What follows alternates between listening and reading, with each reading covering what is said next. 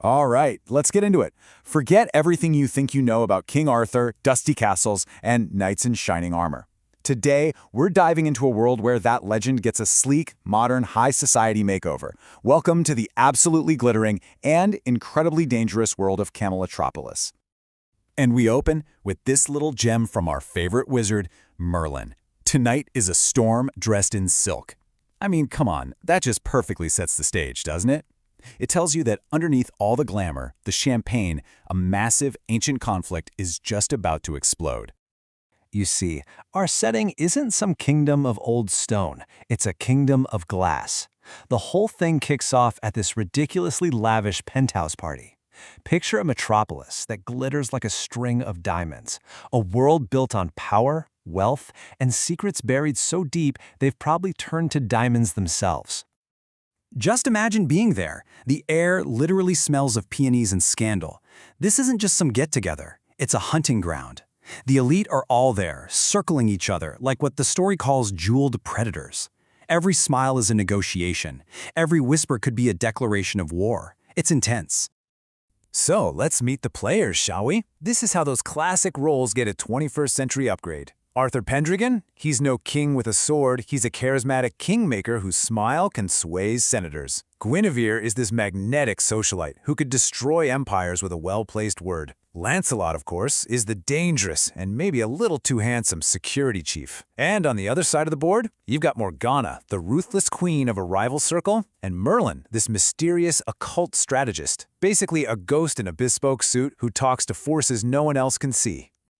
So you have this very delicate balance of power, right? And then it all shatters. Why? Because of the uninvited guest. The second Morgana walks through the door, you can feel the entire atmosphere of the room just shift. She's not just crashing a party, she's making the opening move in a very, very old game. And her style is just as sharp as her strategy. The description here is perfect. Her black satin gown is like spilled ink, just spreading and disrupting everything. But she's not there for the music. Nope. Her focus immediately locks onto Lancelot, a move that is 100% designed to provoke one person and one person only, Arthur. But what's really happening here is all about the subtext. To Arthur, this whole scene looks like a potential betrayal, a direct challenge to his authority. But from Morgana's point of view, it's a cold, calculated move. She's just using Lancelot like a pawn on a chessboard, specifically to test Arthur, to see if she can bait the king into overplaying his hand. It's a brilliant, vicious game. But here's the twist. This isn't just about corporate espionage or social power plays. As the tension in the room starts to crackle, these whispers of old magic begin to surface. And the only one who really seems to see the full picture, who understands the unseen forces at work, is Merlin. So what exactly is an occult strategist? Well, in this world, it's someone who uses ancient magical principles to influence modern events. We're not talking about fireballs and lightning bolts. We're talking about manipulating the invisible currents of power that drive things like corporate mergers, political campaigns, you name it. And Merlin, he totally gets the stakes. He gives Arthur this critical piece of advice. The board is still setting. Move too soon and you lose the queen. He's warning him that this is a long game, a marathon, not a sprint, and one rash move could cost him everything and everyone. And right on cue, just as Merlin gives his warning, the party gets the first real sign that something is very, very wrong. A flicker in the lights. The chandeliers literally shiver. The music itself starts to warp, twisting like, as it says here, a dream tearing at the seams. This is no power surge, folks. This is a magical ripple spreading through the room. Merlin, of course, knows what to look for, and he finds the source. There's a sigil, a magical mark, etched onto a glass table, and it's described as curling like smoke and bone. Chilling, right? It wasn't there an hour ago. Morgana hasn't just shown up, she's left her calling card. This is a declaration. Okay, but this is where the threat really escalates. Morgana's magic isn't just about creating a spooky atmosphere anymore. Oh no, it's about to get deeply, deeply personal. So, that sigil on the table? That was a warning, right? A public display. But the real attack is so much more intimate, so much more invasive. The question is, where is this magic actually taking root? So Guinevere, needing a break from it all, escapes to the powder room.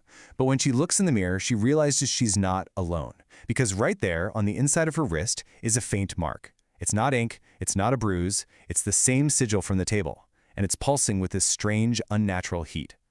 Morgana has marked her. And as she's staring at this mark, completely horrified, a whisper fills the empty room, a voice from literally nowhere, and it says, "You were always meant for more." Now that is terrifying, because it suggests this mark isn't just a curse, it's some kind of twisted invitation for Morgana, an awakening. You can imagine, Arthur is absolutely terrified and furious. He confronts Merlin, and he asks the question that we're all thinking.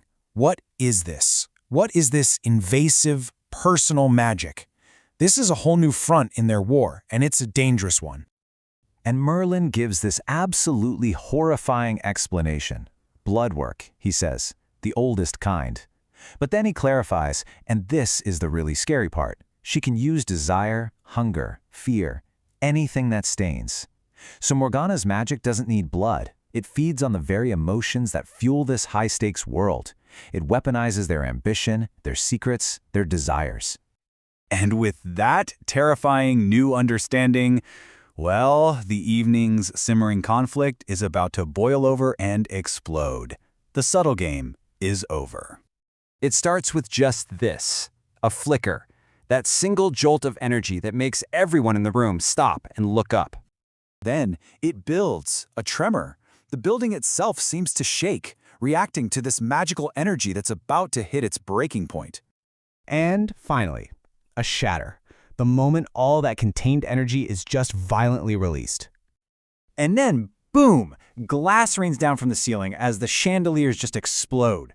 It's absolute chaos, people screaming, running, and in the middle of it all, there's Morgana, smiling. Smiling like the world has just shifted a little bit closer to the ruin she wants. She's not just a guest, she is the architect of all this destruction. Which leaves us with this final, chilling thought. When the game you're playing is for the soul of an entire city, and the board itself is literally breaking apart around you, who can you possibly trust?